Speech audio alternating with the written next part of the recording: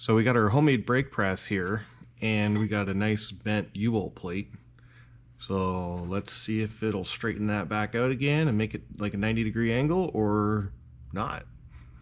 I figure it'll either work spectacularly or fail miserably.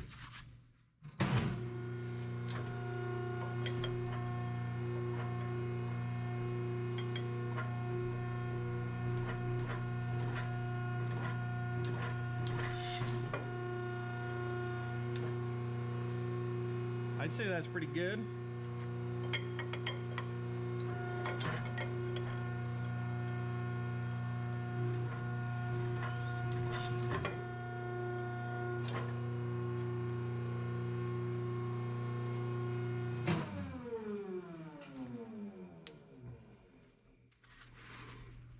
I'd say that's a lot more usable. At least you can actually get a nut on here and a socket on it. Not bad. Ship it out.